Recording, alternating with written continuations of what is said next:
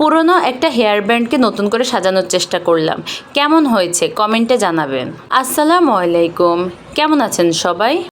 আমার মেয়ের জন্য এই হেয়ার ব্যান্ডটা অনেক আগে কিনেছিলাম। এখন আর এটা ও চুলে লাগায় না। তাই ভাবলাম এটাকে যদি নতুনভাবে সাজানো যায় তাহলে কেমন হয়। যেই ভাবা সেই কাজ। একটা ইঞ্চি ট্যাপ নিয়ে আমি প্রথমে হেয়ার ব্যান্ডটা লম্বায় কতটুকু আছে সেটা মেপে নিয়েছি। এরপরে সাইডে কতটুকু আছে তাও মেপে নিয়েছি। মেয়ের জন্য একটা জামা বানিয়েছিলাম, সেখানের এই কাপড়ের টুকরোটা ছিল। আর এই কালারের কাপড় দিয়ে বানালে যেহেতু তার ড্রেসের সাথে ম্যাচ হয়ে যাবে, তাই আমি এই কাপড় টুকরোটাই নিলাম। তো প্রথমে আমি ব্যান্ড লম্বায় কতটুকু আছে সেটা মেপে দাগ দিয়ে নিয়েছি। এরপরে সাইডে কতটুকু আছে সেটাও মেপে এখানে দাগ দিয়ে নিয়েছি। আর পাশে প্রায় 1 ইঞ্চির মতো বাড়তি করে কাপড় নিয়েছি। এরপরে এখানে আমি খুবই সিম্পলভাবে একটা ডিজাইন ড্রয়িং করেছি। আমি অত ভালো আর্ট করতে পারি না, তবে যতটুকু পেরেছি ততটুকুই করেছি। আর এই যে দেখেন, আমি গোলগুলো 1 টাকার কয়েন দিয়ে করছি।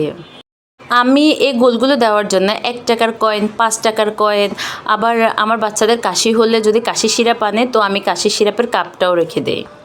আর এগুলো দিয়ে আমি সবসময় গোল কোনো ডিজাইন করলে সেটা দেওয়ার চেষ্টা করি। গোল করে আঁকার পর এরপরে আমি পাশে কিছু লতা পাতা আঁকবো।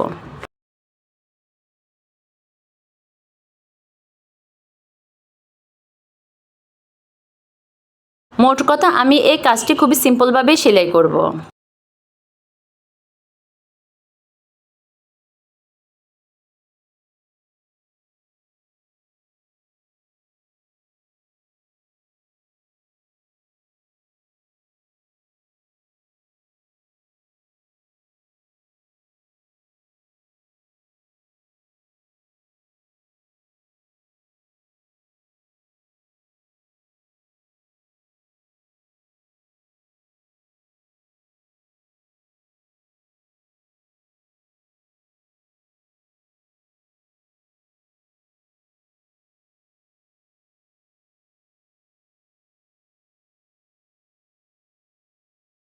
এই তো আমার ড্রয়িং করা শেষ। এরপরে আমি এগুলো সেলাই করব। এখানে আমি গোলগুলোর মধ্যে লেজি ডেজি স্টিচ দিয়ে ফুলের মতো করে সেলাই করব। আর এজন্য নিয়েছি লাচি সুতা 2 তার। ফুল সেলাই করে তারপরে মধ্যখানে একটা পুঁথি বসিয়ে দেব।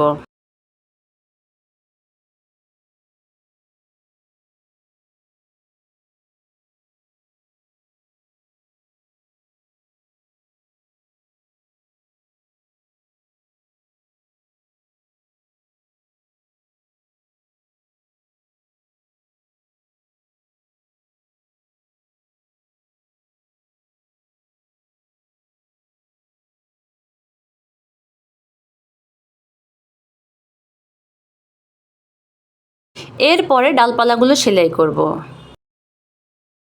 ডালপালাগুলো সেলাইয়ের জন্য আমি লাচি সুতা 2 তার নিয়েছি। আর স্টিম স্টিচ বা ডালফোট দিয়ে আমি ডালপালাগুলো সেলাই করছি।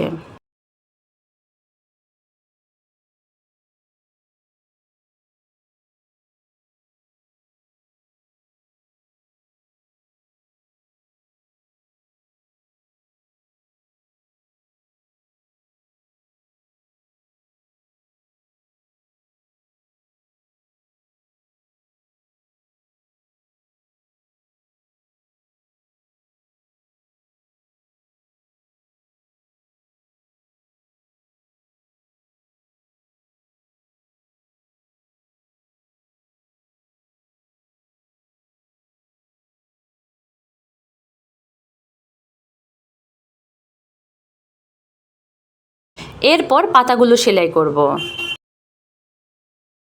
পাতা সেলাইও লাচি সুতা 2 তার নিয়েছে। আর ফিশবোন স্টিচ দিয়ে পাতা সেলাই করেছি।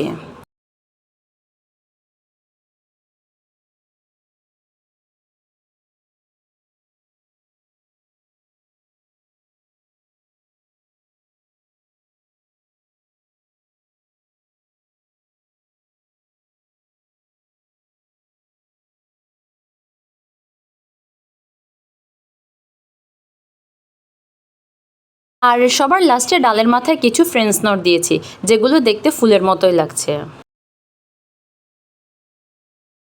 ফ্রেঞ্চ নট দিয়েছি লাচি সুতা 4 তার দিয়ে।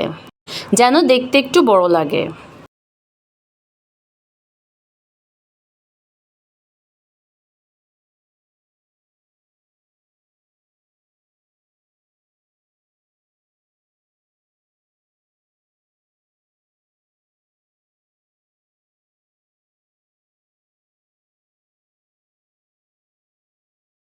সবার পরে 2 ফুলের মাঝখানে 2টা পাতা সেলাই করেছি এবং পাতা 2টার মধ্যখানে একটা ফ্রেঞ্চ নট দিয়েছি।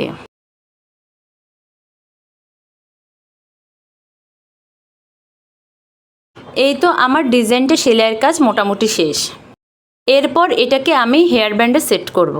একটা দুঃখের কথা হলো, যখন আমি কাপড়ের টুকরোটি হেয়ার ব্যান্ডে সেট করছি আমি ভেবেছিলাম ভিডিও হচ্ছে, কিন্তু পরবর্তীতে ভিডিও এডিট করার সময় দেখি যে ভিডিও হয় নাই, তাই আপনাদের সাথে সেই ভিডিওটুকু শেয়ার করতে পারিনি। হেয়ার ব্যান্ডের কাপড় সেট করার পর এরপরে যেন সেলাই না দেখা যায় তার জন্য আমি ব্যান্ড লম্বায় যতটুকু ছিল ততটুকু মাপ নিয়ে আরেকটা কাপড়ের টুকরো কেটে তার উপরে এভাবে সেলাই করে লাগিয়ে দিয়েছি।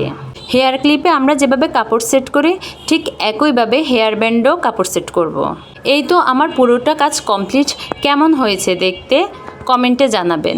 যদি ভিডিওটি ভালো লাগে তাহলে শেয়ার করবেন। ধন্যবাদ।